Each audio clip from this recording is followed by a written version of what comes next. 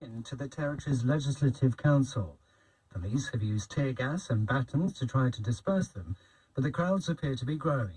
The BBC's Nick Beake is there. As the Chinese flag was raised to boos from protesters, Hong Kong's police hoisted a red banner of their own. It warned, "We will use force." And sure enough, officers used batons and pepper spray to repel demonstrators who'd thrown eggs and other projectiles.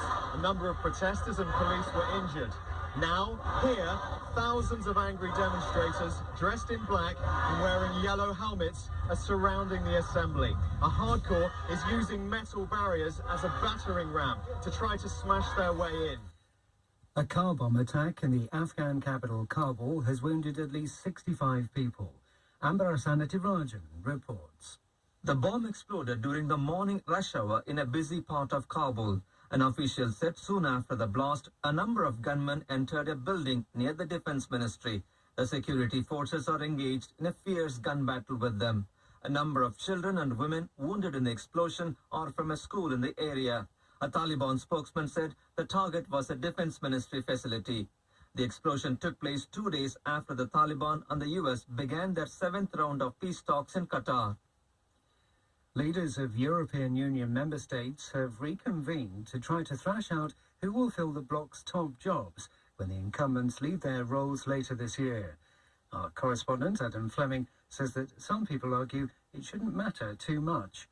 The EU is a treaty-based organisation based on the laws of the EU, and actually there's not a lot of room for manoeuvre. But the fact is, these 5 people are the faces of the European project. Think how often we watch press conferences with Donald Tusk, President of the Council at the moment, or Jean-Claude Juncker, and we hang on their every word because they are the faces of what can seem a very faceless organisation.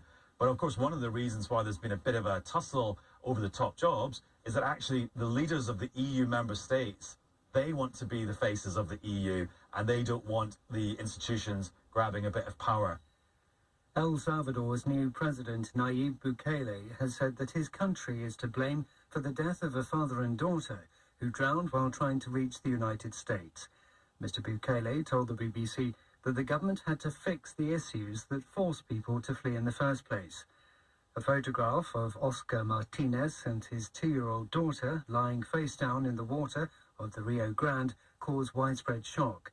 Their bodies have been returned to their homeland for burial. World News from the BBC. An overcrowded bus has plunged into a gorge in Indian-administered Kashmir, killing more than 30 passengers. Police said the vehicle skidded off a road in the remote Kishtwar